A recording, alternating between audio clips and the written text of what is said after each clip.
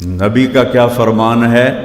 سب سے پہلے قبر سے میں نکلوں گا قیامت کے دن، میرے دائیں طرف ابو بکر، میرے بائیں طرف عمر، اور بلال میرے قدموں سے اٹھایا جائے، شام سے نہیں، قدموں سے، اور میرے لیے براق آئے گا، میں اس پہ سوار ہوں گا۔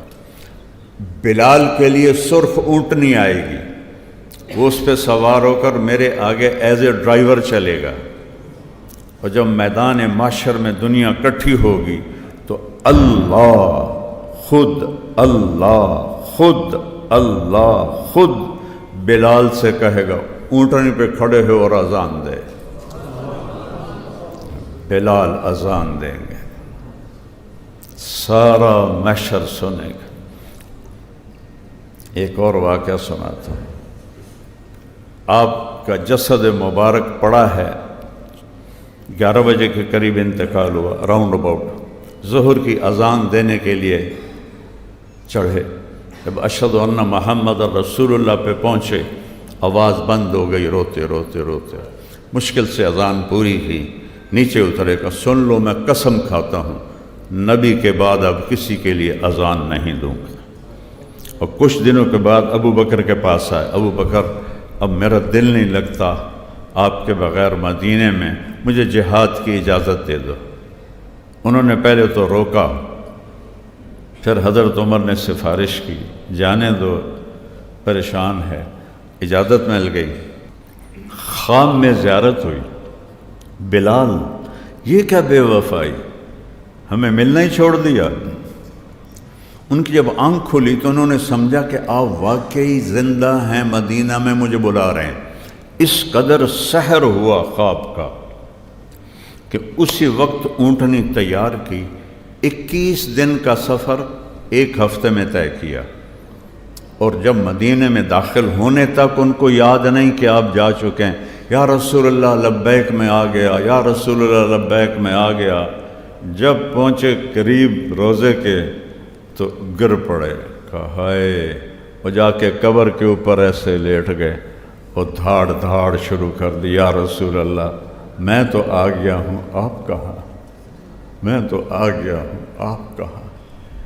نماز کا وقت ہو گیا، سب کو پتہ تھا، قسم کھائی ہوئی ہے کہ میں نے اذان نہیں دینی۔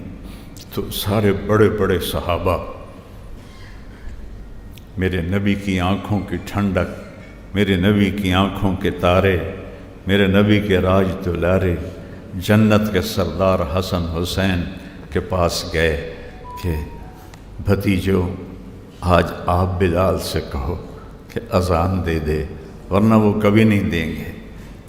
ایک 10 سال کے، ایک 9 سال کے، 2-3 سال گزر گئے تھے، تو یہ دونوں بھائی آئے، چچا ایک درخواست ہے۔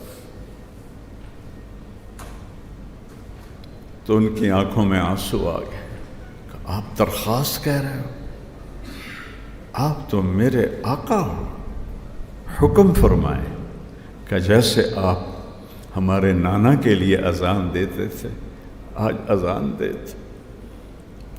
تو بلال کی چیخیں نکل گئیں روتے روتے، کہا بھتیجو میں نے قسم کھائی تھی کہ میں اب کبھی اذان نہیں دوں گا، لیکن تم تو میرے نبی کے راج دلارے ہو، میں آج قسم توڑوں گا، اذان دوں گا۔ یہ مسجد، یہاں ایک انصاری عورت کا گھر تھا، اس کی چھت پہ چڑھ کے اذان دیتا، اس کی چھت پہ چڑھ اللہ اکبر کہا تو مدینے کی عورتیں بھی روتی ہوئیں گلیوں میں باہر آ گئیں، اور سب کو ایسے لگا جیسے آپ زندہ ہیں۔ ایک لمحے کے لیے سارا مدینہ بھول گیا کہ آپ جا چکے ہیں۔ وہ دھاڑ دھاڑ مچ گئی، در و دیوار رونے لگے۔ کیا سما ہوگا؟ اس کو عزت کہتے ہیں۔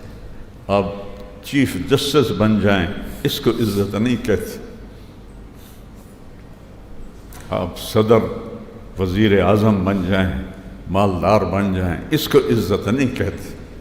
کہ محمد سے وفا تو نے تو ہم تیرے ہیں، یہ جہاں چیز ہے کیا لوح و قلم تیرے ہیں۔ اذان دی، مدینے کی گلیوں میں آنسو بہنے لگے، احد پہاڑ لرز گیا بلال کی اذان سے۔ پھر ایک اور وقت آیا، غلامی مصطفیٰ میں عزت ہے میرے رب کی قسم، ایک بروہی بننے میں عزت نہیں ہے، غلام رسول بننے میں عزت ہے۔ پاکستان تو ویسے ہی چھوٹا سا ملک ہے، 7 بر اعظم کی بادشاہی میں وہ عزت نہیں ہے جو غلامی رسول میں عزت ہے۔ بیت المقدس پہ اٹیک ہوا تو بیت المقدس والوں نے کہا ہماری کتابوں میں لکھا ہوا ہے اس شہر کو کون فتح کرے گا، اپنے امیر کو بلاؤ، اگر وہی ہوا تو ہم چابیاں دے دیں گے، وہ نہ ہوا پھر ہم سب ذبح ہو جائیں گے، شہر نہیں حوالے کریں۔ تو صحابہ نے سوچا جنگ میں تو دھوکہ دینا جائز ہے، الحرب خدع۔ تو حضرت خالد بن ولید اور حضرت عمر ہم شکل تھے، تو انہوں نے کوئی ہفتے 10 دن کے بعد نہ حضرت خالد بن ولید کو کھڑا کر دیا کہ یہ ہمارا امیر ہے، جائز ہے جنگ میں۔ انہوں نے قلعے کی دیوار پہ کھڑے ہو کر کتاب دیکھی، ان کو دیکھا، کہنے لگے یہ اس جیسا ہے، یہ وہ نہیں ہے، اصلی بلاؤ۔ پھر حضرت عمر کو خط بھیجا گیا تو سارے صحابہ کہنے لگے کوئی ضرورت نہیں جانے کی، اللہ کا وعدہ ہے فتح ہماری ہے، لیکن مولا علی نے فرمایا کہ عمر تیرے جانے سے اگر مسلمانوں کا خون بچتا ہے تو تمہیں جانا چاہیے۔ کہاں علی صحیح کہہ رہا ہے۔ اس پر پھر یہ تشریف لے گئے، سامنے کھڑے ہوئے، انہوں نے دیکھا کہاں یہی ہے، چابی پکڑائی اور شہر میں داخل ہوئے۔ ظہر کی نماز کا وقت تھا تو سارے صحابہ کی خسر پھسر، کسی طرف بلال اذان دے، کسی طرف بلال اذان دے، تو سارے آئے حضرت عمر کے پاس کہ امیر المومنین آج بیت المقدس کی پہلی اذان ہے، بلال سے کہو اذان دے۔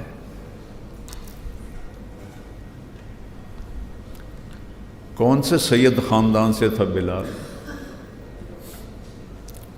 یہ عزت کہاں سے مل رہی ہے؟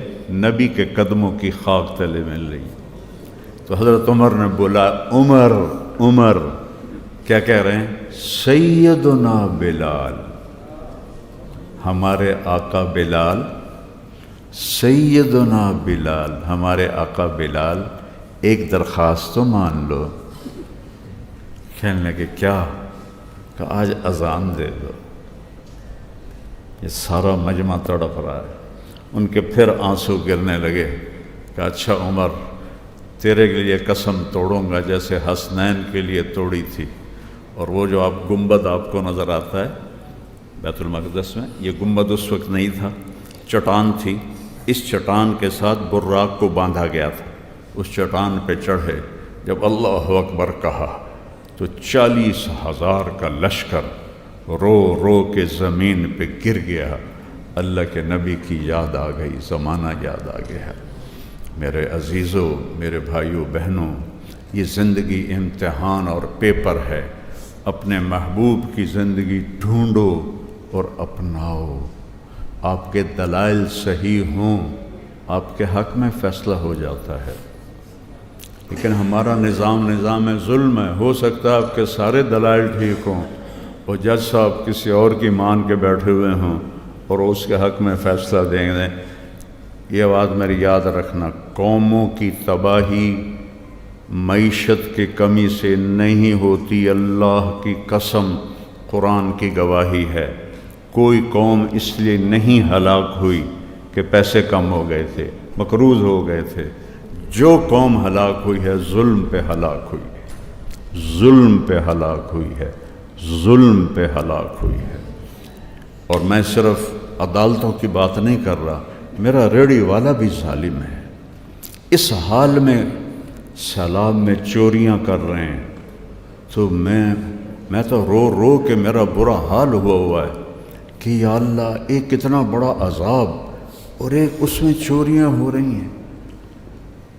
تو ظلم صرف طاقتور نہیں کر رہا، ہمارا غریب بھی ظالم ہے، مالدار بھی ظالم ہے، اور ہر قوم کی تباہی کا ایک ہی سبب ہے، اور وہ ظلم ہے، ظلم ہے، ظلم ہے۔